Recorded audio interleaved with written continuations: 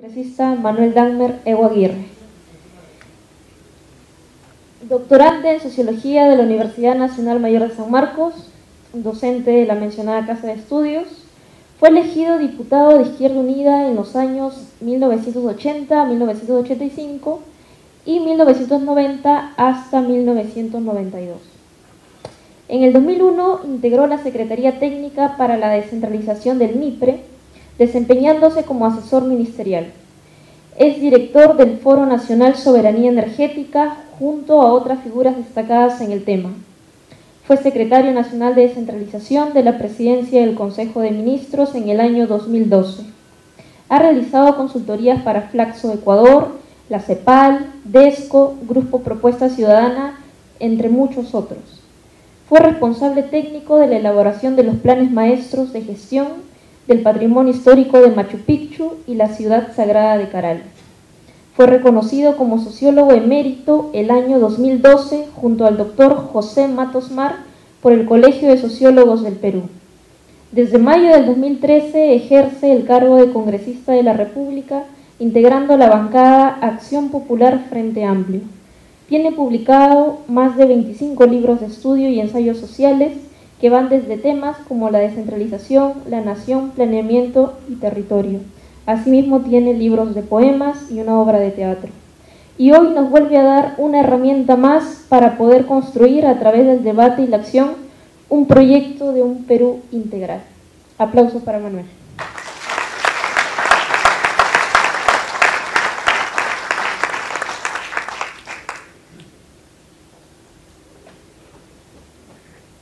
Estimados amigos y amigas que me acompañan en la mesa en asistencia a esta presentación,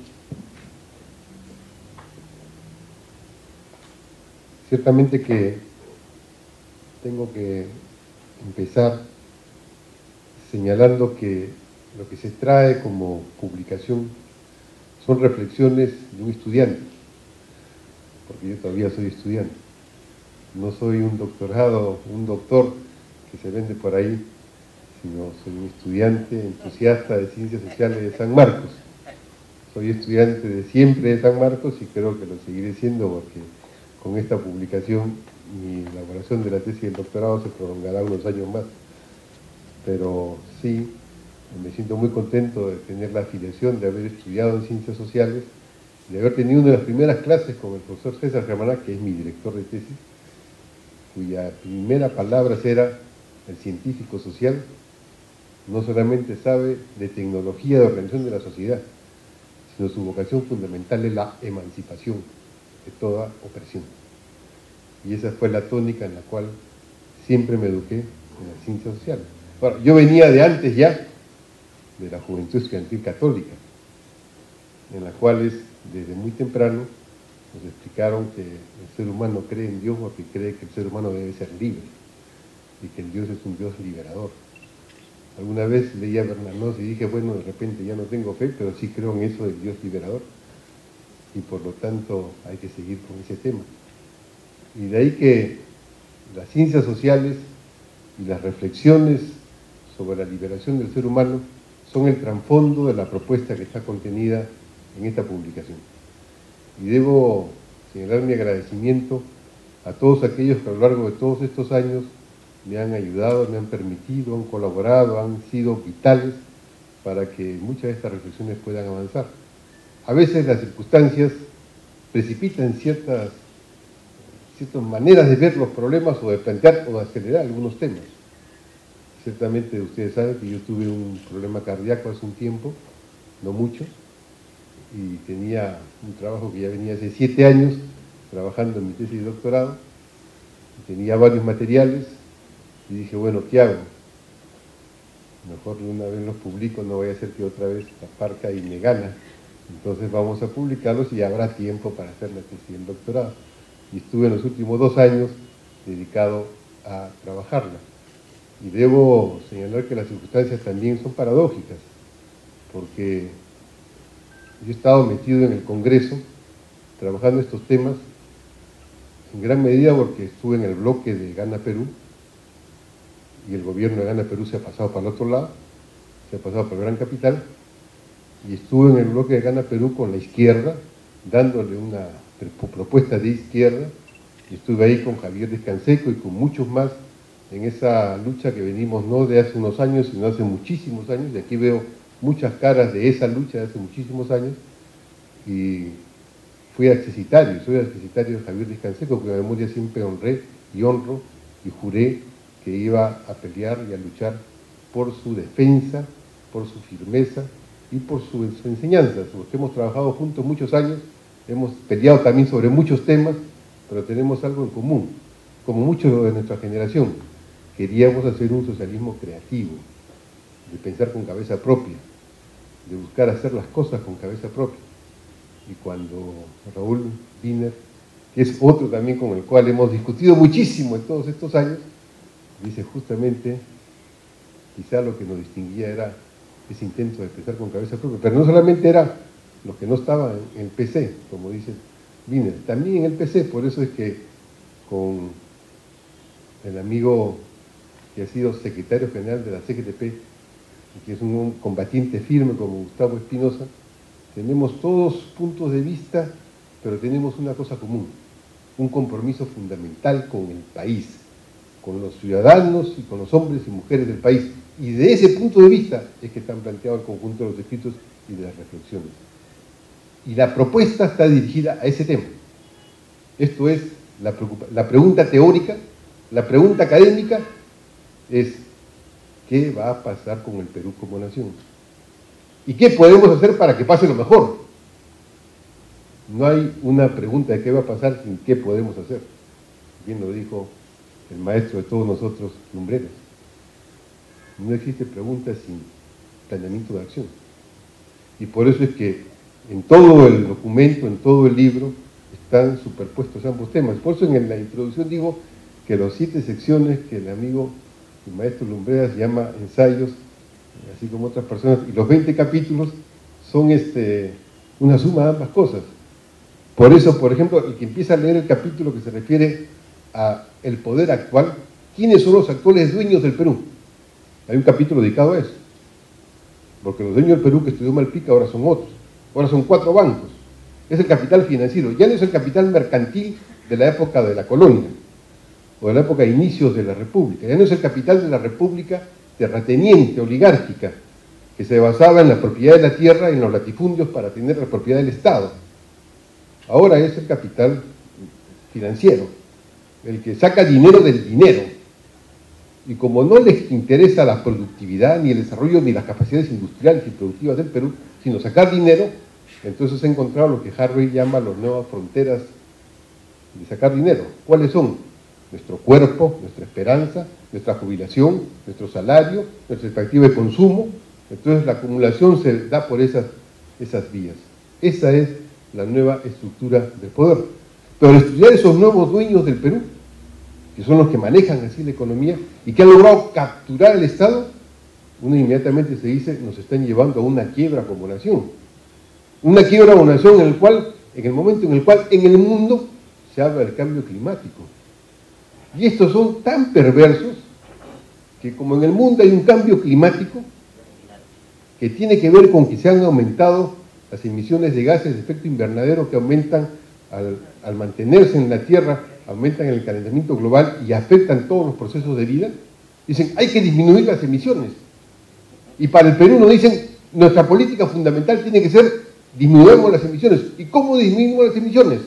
Hay que dar las tierras de la Amazonía a que hagan concesiones, hay que desarrollar el metro de Lima, hay que limitar, hay que simplificar los trámites de control ambiental. ¿Cuánto aportamos nosotros como emisiones al calentamiento global? ¿Saben cuánto es? 0.7%. Las emisiones de calentamiento global vienen de China, vienen de Europa, vienen de Estados Unidos principalmente. Pero nosotros sí tenemos una condición. El calentamiento global significa que es un fenómeno real y serio, significa que uno de los 3 países más afectados del mundo en su territorio es el Perú. ¿Cuál es la base del curso hídrico en el Perú? Los apus, la montaña, los nevados. Bueno, todos los estudios, todos coinciden que van a desaparecer de aquí a pocos años, debajo de los 5.000 metros no va a haber nevados. todo el ciclo hídrico va a cambiar. La mayor extremo del clima, más lluvia, más fuerte, más sequedad, más limitación, va a significar derrumbes, problemas en los Andes, va a modificar todo el manejo de la napa freática, todo el curso hídrico. ¿Y sobre eso qué hay? No hay nada. Va a crecer el nivel del mar, va a inundar la costa 30 a 60 centímetros y va a llevar a sales a la napa freática. O sea, va a haber problemas en la costa donde está concentrado lo principal de la población y de la agricultura, donde está lo principal de la inversión en irrigaciones. ¿Y qué se está haciendo? Se está sembrando caña para producir etanol. En esas condiciones, ¿cuál es el desafío del Perú frente al cambio climático? ¿Una mitigación parcial, pequeña? No, ni siquiera nos es importante. Hay que hacerlas, hay que hacer cosas, pues no es central. Una adaptación, o sea, hay que adaptarnos al cambio, también. El tema justamente nos vuelve a la historia, ¿no? Es necesario responder al desafío civilizatorio del territorio. Y volvió al capítulo primero que tanto, sección primera, ensayo primero, que ha señalado con toda sapiencia el maestro Lumbreras. O sea, nos encontramos con nuestra propia historia. El cambio climático global nos obliga a pensar nuestra historia para responder a ese desafío. Y ahí están los grandes problemas. Por eso es que yo ciertamente en los últimos años me he dedicado un poco a estudiar temas de geografía, porque las ciencias sociales han madurado, ya no hay estancos en las ciencias sociales. Antes sí uno se peleaba si era sociólogo, antropólogo, los antropólogos se burlaban de los sociólogos, habían palabras entre uno y otro. Ahora la ciencia social es multidisciplinaria, el objeto es común, los problemas son comunes. Yo he dictado un curso de ciencia geógrafo en la Facultad de Geografía, y uno de mis autores predilectos es Milton Santos, un gran geógrafo brasileño, que es el geógrafo y casi sociólogo. Y mis amigos geógrafos en San Marcos me dicen que soy geosociólogo. Yo creo que ellos son sociogeógrafos. Entonces, no hay ya la historia, la antropología, la arqueología, son ciencias sociales comunes, con unas técnicas más diferentes en unos aspectos, pero son comunes. Entonces, el objeto de estudio ahora es común. Entonces, enfrentar el cambio civilizatorio es indispensable. Entonces, a partir de lo más inmediato que podemos tener, la pregunta es, ¿y cuál es ese cambio civilizatorio? ¿De qué civilización estamos hablando? Entonces ahí viene Hegel, el maestro Hegel, que quería que en Prusia se acababa la historia del mundo, como un loquito dijo hace poco de Estados Unidos con el imperio unipolar. Fue la profecía más corta del mundo, que Estados Unidos, una vez que cayó en la Unión Soviética, Estados Unidos era el imperio para siempre, para adelante. No duró más de 10 años. Pero de verdad tenemos que mirar que el cambio civilizatorio ahora se está dando porque el mundo en su conjunto está entrando en otra condición de capacidad productiva. Entonces, ¿qué cosa quiere decir esta otra condición de capacidad productiva que entra en el mundo? ¿Cómo miramos hacia el pasado eso? Ahí viene otro autor clave que les recomiendo, que se llama el amigo Enrique Dussel, un argentino que piensa desde la colonialidad los problemas del mundo.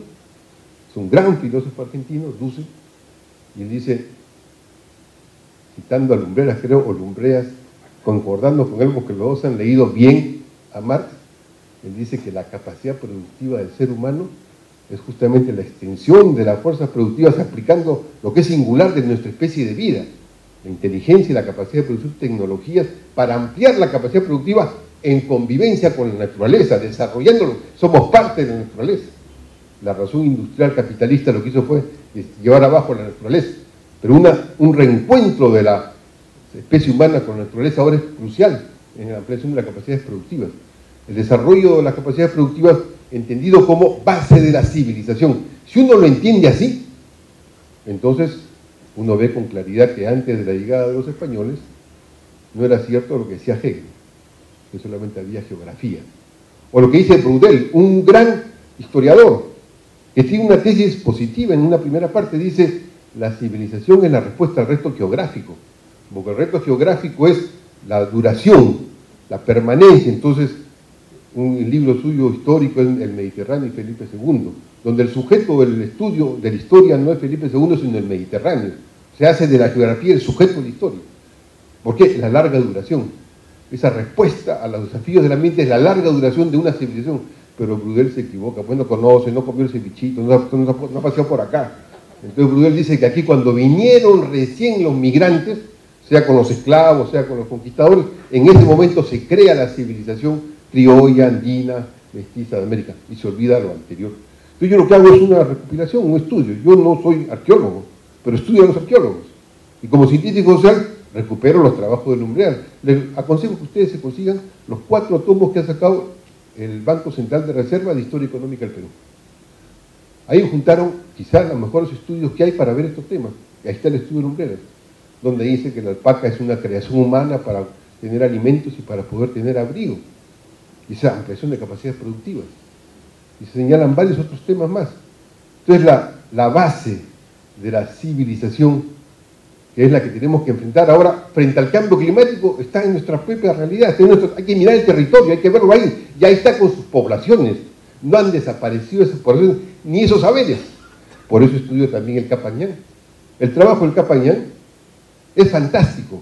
Me lo he leído completo el informe de reconocimiento del Capañán, que es también una obra de Lumbreras, sacado adelante y ahora es un reconocimiento internacional, donde, ¿qué encuentro? ¿Qué unía el Capañán? Según dicen los propios especialistas, es quizá la segunda o tercera línea que se ve desde el espacio. Es la muralla china y el Capañán. ¿Qué cosa había ahí? ¿Qué se mostraba?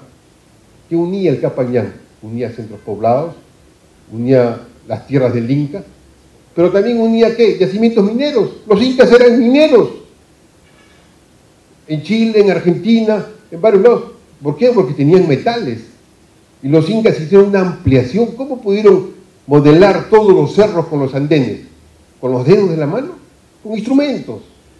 Instrumentos creados. Los incas conocían los metales, sabían manejar, fusionar, separar metales. Eso es un avance en la capacidad productiva. Esa es nuestra base civilizatoria. El Capañán lo muestra con claridad.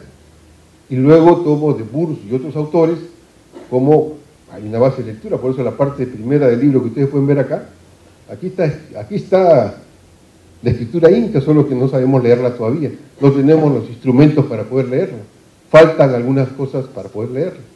Así como el ábaco chino y otros se requieren instrumentos complementarios para leerlo, hay todos los estudios que indican que nos falta eso. Pero no es posible el desarrollo de las construcciones incas en irrigación, en templos, en monumentos, en manejo de los andenes, no es posible sin tener un conocimiento codificado, estabilizado y transmitido. Y eso requiere una escritura.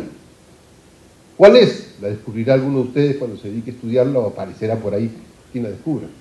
Entonces tenemos una civilización que está ahí, que es una fuente fundamental para que en el desafío actual podamos enfrentarlo. Ese es uno de los temas planteados en el libro.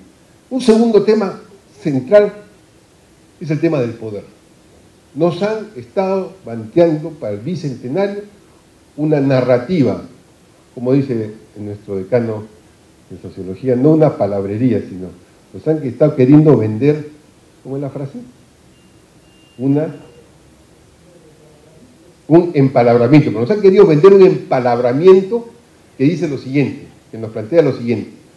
Túpac Amaru quiso hacer solamente una especie de revolución fiscal, una rebelión fiscal. Hizo su rebelión fiscal, pero bueno, ahí lo aplastaron y ahí quedó. Y después han venido luchas parciales hasta que, producto de la captura de Felipe V, vino Felipe II, vino luego la caída del reino español, viene la quiebra de la colonia, vienen las posibilidades de los levantamientos, vienen las juntas de independencia de las diversas partes de América Latina. Entonces ahí empieza el sentido de nación, ahí empieza el sentido de patria.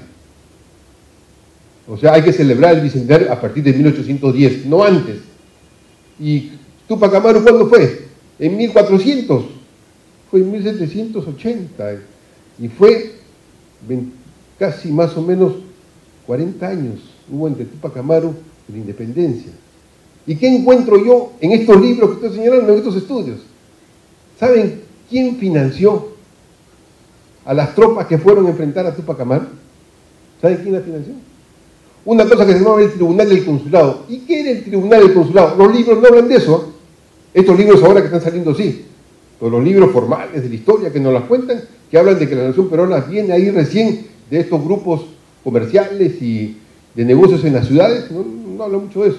El Tribunal del Consulado era los que tenían el beneficio de España de poder importar la ropa para los repartos, o sea, para vender cualquier cosa a cualquier precio a los indios y quitarles todo, para poder traer a través de su carga naviero comercial, para poder traer esclavos y poder capturar esclavos y para poder también hacer los destacamentos militares. Eso era el Tribunal del Consulado. Ellos daban esos servicios y le daban préstamos al virreinato para poder... ¿Cuál préstamo le dieron al virreinato y al Tribunal del Consulado? La plata para enfrentar a Túpac Amaru. La desgracia de aquellos que nunca se los pagaron. Eran tan ñeques los del virreinato que nunca les pagaron. Pero siguieron dando préstamos. Y el Tribunal del Consulado formó un destacamento que se llamó, el destacamento, exactamente es el Regimiento Concordia, formado por el virrey Abascal, que el virrey Abascal era el que aquí mantenía todo con fuerza, mantenía el virreinato en América, y mandaba tropas para enfrentar a Quito, para enfrentar a Buenos Aires, para enfrentar a Chile, para enfrentar todas las independencias que aparecían, mandaba tropas financiadas por el Tribunal del Consulado. Y el virrey Abascal formó un Regimiento Concordia. El Regimiento Concordia estaba integrado por los miembros del Tribunal de Consulado.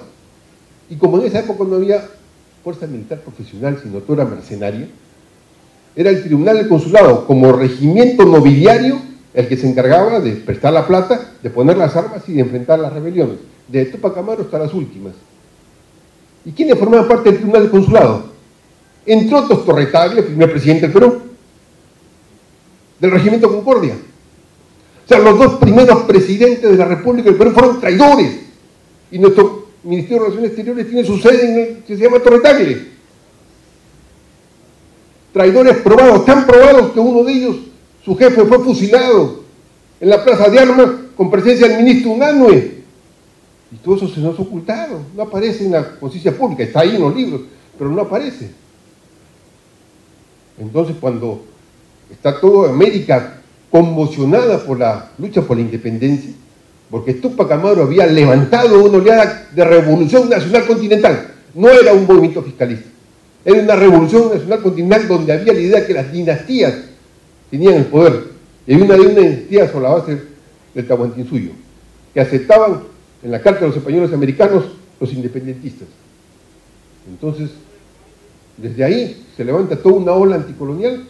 Como expliqué, viene la lucha que hace la República Esclavista de Haití, que conquista y derrota a las potencias esclavistas. El 80% del comercio francés partía de Haití. Imagínense lo que significa que los esclavos se independicen, conquisten. Más aún, todas las potencias europeas mandaron tropas para derrotarlos y fueron derrotados. Eso también se nos oculta de la conciencia pública. Y ese presidente de esa república, que tenía sus rasgos singulares y propios, apoya a Bolívar cuando Bolívar es derrotado en su país. Y Bolívar con él se compromete con una afirmación central: el hombre no puede ser propietario de otro hombre, el hombre es libre, no hay esclavitud. Porque Túpac Amaru ya había decretado, fue el primero que decreta en la historia de la humanidad el fin de la esclavitud, la anulación de la esclavitud. El hombre no puede ser propiedad de otro hombre. Y el compromiso de Bolívar es eso. Y su estrategia militar, hay un artículo, un libro que les recomiendo a los que quieran estudiar el tema, de Coan, sobre Bolívar, excelente, que dice que la estrategia militar de Bolívar se basaba en empoderar al pueblo en armas, para poder hacer que los esclavos fueran libres. Era la única forma de derrotar al coloniaje y hacer que los pueblos postergados, los pueblos oprimidos también se sumen sobre esa base. Por eso es que Bolívar no viene como San Martín, pues. San Martín venía acá a aliarse con la élite naviero mercantil y a hacer una monarquía no española, sino de otra parte de Europa. A eso venía San Martín. Pero San Martín de todas maneras quería hacer la independencia. Y quienes triunfan en Argentina le quitan el piso a San Martín. ¿Por qué razón? Porque los que triunfan en Argentina deciden no solamente no incluir a los indígenas, sino buscar exterminarlos.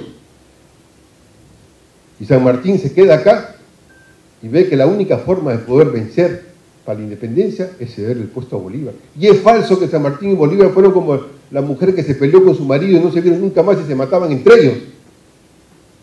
o como dos líderes que estaban envidiándose unos a otros, no. San Martín se fue y toda la historia señala que hasta el final tuvo una reverencia por Bolívar. Pero lo que había es que había una batalla estratégica, que era la del Perú.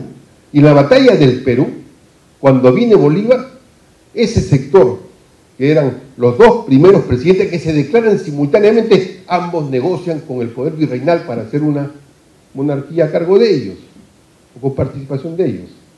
Y Bolívar con José Faustino Sánchez Carrión, un gran demócrata, un republicano revolucionario radical, que no es reivindicado adecuadamente en el Perú, que es el que hace el gobierno de Bolívar, y eso lo detallamos cuando hicimos aquí en el Congreso un par de conferencias sobre el tema, con los amigos. El periodo histórico para analizar la independencia, para ver cómo se resolvía la batalla estratégica, había que empezar estudiando a Túpac Amaru. Y estudiando a Túpac Amaru había que ver en ese momento cuál era la situación de fuerzas.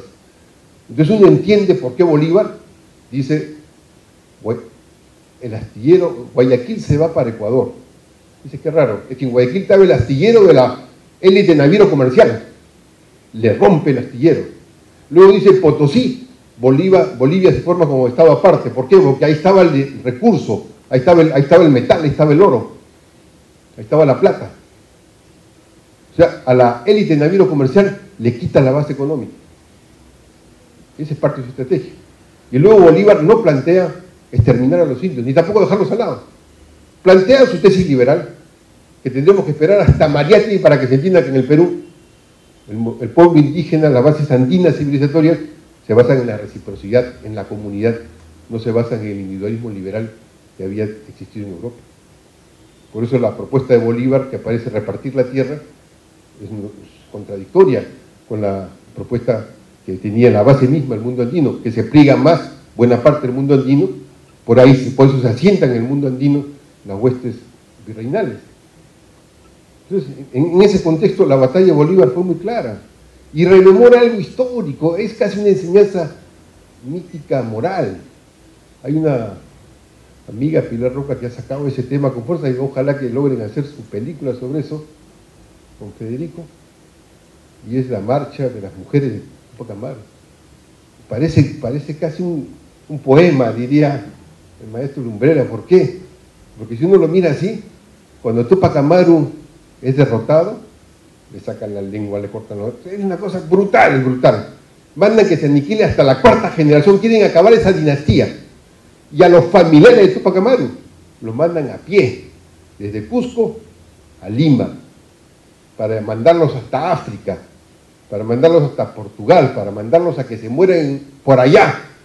Y en el camino se muere la mitad, un poco más. Y Pilar Roca hace un estudio sobre eso.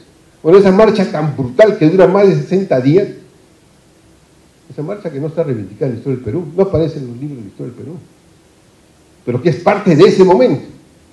Históricamente da la semejanza, desde el punto de vista de la reivindicación histórica, que los combatientes que habían estado con Bolívar en Venezuela, o combatientes que habían estado en la lucha de independencia de Estados Unidos, o que habían estado en la revolución de Francia, esos combatientes que son parte del ejército libertador, Bolívar lo llevó a Huamachuco para que aprendan a respirar en la altura, para que no le dé soroche, para que manejen bien los caballos, para que sepan caminar, y caminan desde Huamachuco en una estrategia militar, convocando a la población indígena y convocando a la rebelión de los esclavos.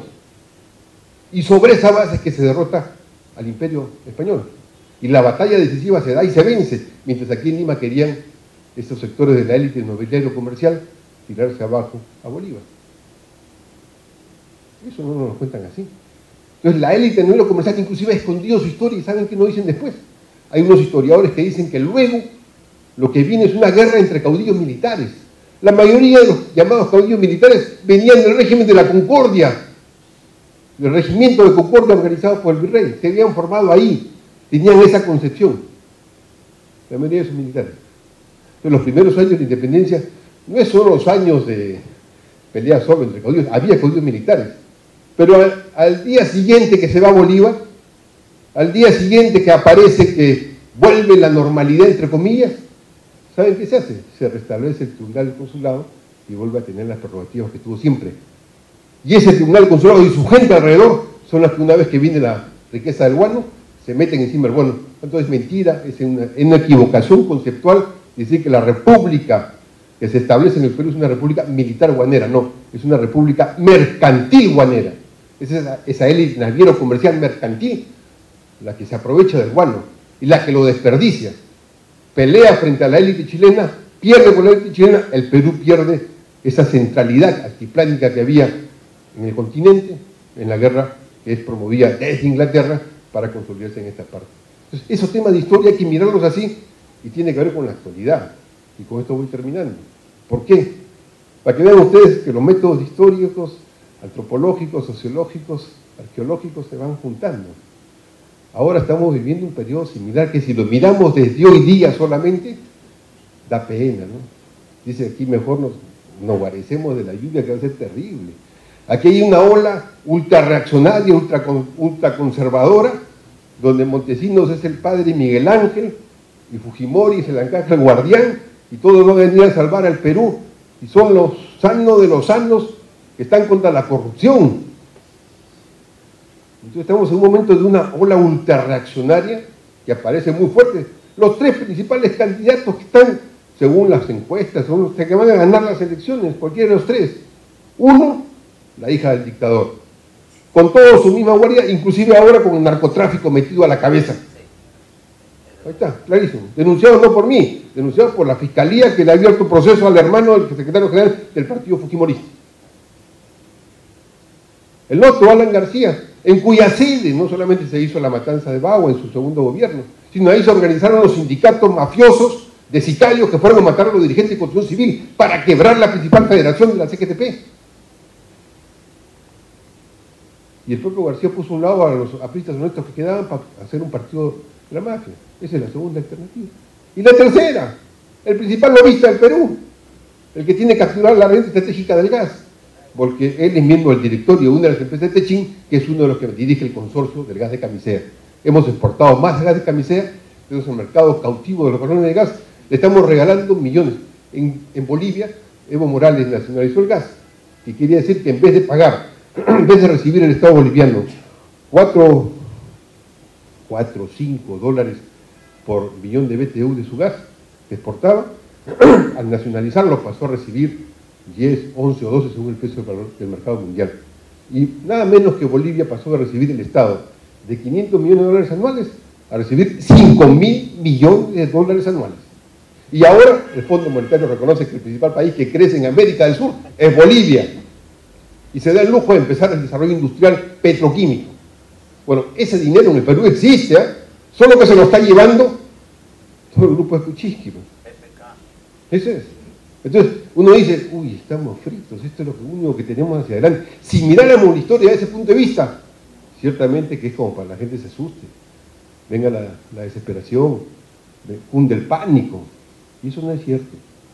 Si miramos desde el punto de vista de las propuestas de análisis real, más allá del manejo mediático o del manejo de impresiones, lo que tenemos en el país es que tenemos una circunstancia donde las comunidades campesinas que no fueron beneficiarias de forma agraria tomaron las tierras.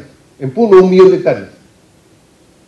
En Andahuaylas, en Cusco, en Huancayo, en toda la sierra peruana. Y esa es la producción que alimenta al Perú en este momento. La pequeña producción familiar y comunal es la principal fuerza productiva en los Andes peruanos, en los valles también. Y ahí están las potencialidades de la alimentación para el Perú y para el mundo. Es una fuerza, una base material de una conquista ¿de qué? De desarrollo de ciudadanía. Tenemos que, si bien han generalizado la subcontratación en las empresas, ya no hay empresas. Lima era una ciudad industrial, más o menos, ya no hay ciudad industrial, aparentemente. Pero soy una ciudad productiva ¿de qué? De micro y pequeños empresarios, en cadenas productivas que están por todas partes, de subcontratación. Cuando la empresa Topitop tiene que ponerle piedritas a sus blue llama a una señora y le dice, ya, para mañana me traes y le mandan 10.000 blue y se pasan toda la noche poniendo la piedrita y luego les pagan. Tienen de 10 a 12.000 personas subcontratadas bajo ese régimen. Y así con todo. ¿Dónde están los principales trabajadores en Lima? En los grandes malls. ¿Tienen sindicatos? No. Están ahí arrinconados. Entonces, han cambiado el régimen laboral en los últimos años y este gobierno lo ha generalizado hasta las medianas empresas. Entonces, el régimen laboral es un régimen de flexibilidad laboral. Ahora quieren hacerlo más todavía. Eso ha debilitado la vía sindical. Entonces uno dice, entonces no hay fuerzas sociales en las ciudades. Lo que ha ocurrido, paradójicamente, es que en estos años se han hecho conquistas de derechos de ciudadanía, la conquista del derecho a la educación, la inversión de la familia, la conquista del derecho a la salud arrancado con todas las limitaciones del caso, la conquista de género, las conquistas ambientales, el derecho a vivir mejor, la conquista del desarrollo urbano. Entonces, pueden estar debilitada la base organizativa típica clasista de la empresa industrial como tal, eso en el Perú no existe, pero ahí están las poblaciones organizadas en torno a derechos y a movimientos que tienen esos derechos. ¿Y cuál es la expresión más alta que han tenido esas expresiones? Esos derechos de ciudadanía, en las 3 elecciones que han habido. En el 2001 la gente votó por cambios. En el 2016 la gente votó por cambios. En el 2011 la gente votó por cambios y ganó una propuesta que tenía un programa de izquierda para transformar el Perú. Que el gobierno se cayó y que ahora el Estado lo maneja el gran capital intermediario, eso está claro. Y que no le van a perdonar nunca a Ollantumala que haya sido el símbolo de esa votación, también está claro. O sea, al día siguiente que Ollantumala deje el poder, lo van a meter preso por cualquier cosa, porque le sacó la lengua a Keiko o porque tuvo alguna cosa que le pudieron probar. Entonces, evidente, no le pueden permitir ni siquiera que subsista. ¿Por qué? Porque saben que existe un tercio del país dispuesto a que haya cambios, desorganizado, con dificultad de expresión, sin medios de comunicación, arrastrando con la justa la información, pero existe, tan existe, que triunfó el 2001, tuvo presencia firme el 2001, tuvo presencia firme el 2006 y triunfó el 2011. ¿Por qué creen ustedes que el comercio tiene el 80% del control de los medios de comunicación, cosa que analizan la parte de los nuevos medios, los nuevos dueños del poder? No por un tema económico, de la venta de medios, por un tema político. Porque la única forma de impedir que aparezca un bloque de fuerza popular nacional que continúe esa lucha de cambio del país, la única forma de impedirlo es controlando el espacio mediático. Entonces, en cierto momento uno ve televisión, radio, internet y prensa escrita, es un solo discurso, un solo mensaje, un solo tema. Es una presión inmensa que hay sobre el ciudadano. Entonces, ya los muchachos no saben quién es César Vallejo, pero sí saben cuál es la chica que se casó con el chico con el cual se divorció en el programa Esto es Guerra. Están ahí. Es impresionante la presión que hay. Pese a eso, saben que si abren un poquito la rendija, hay una masa, hay una fuerza, hay una vocación para poder hacer los cambios. A eso le llamo yo la pugna entre la república lobista, parasitaria, apátrida, y la pugna entre la república de ciudadanos. Porque lo que tenemos ahora no es una república oligárquica terrateniente. Hay un grupo pequeño, financista muy alto, que mueve, que permite permite el lavado de activos del narcotráfico, de la economía ilegal, y que eso es lo que sustenta. Ese grupo ha capturado al Estado. Y ese grupo tiene los medios de comunicación. Ese grupo no tiene fuerza política. Los 16 partidos que están inscritos en el Congreso no existen en la realidad. No hay, son franquicias que se venden como Kentucky Fried Chicken. Entonces, lo que hay en el Perú es el pánico de este sector que pueda juntarse a la gente. Entonces, ante eso, el libro deja abierta la pregunta. ¿Existe la imperiosa urgencia, posibilidad y consistencia de los cambios? Lo requiere el Perú hacia su bicentenario. ¿Cuándo se logrará? Lo dirá la historia. Pero que el Perú está en las condiciones de madurez, de estructura social, política, de trayectoria histórica, de hacer frente a su desafío civilizario original por razón del cambio climático y también por razón de su desarrollo, de recuperar su renta estratégica para poder invertirle y diversificar su base productiva y de generar empleo productivo y generar condiciones de vida en todas las personas también están. Pero que las condiciones son difíciles. Entonces termino diciéndole que ante eso solamente hay que seguir el ejemplo que de Bolívar, que en el momento que estaba, lo que le decía ahora al amigo Wiener, cuando estaba, justamente hoy día, le descubren que esas fiebres que tenía eran fiebres de 2 temas de cáncer en el hígado. Que bueno, sí, justamente hay que ser como Bolívar, ¿no? Estamos fuera de la circunstancia mediática, estamos arrinconados, estamos acusados de cualquier cosa, no hay fuerzas políticas, hay dispersión, hay encono, hay división, hay rivalidades. Entonces, ¿qué hacer en esas cosas? Decir como Bolívar, ante eso, vamos a triunfar. Muchas gracias.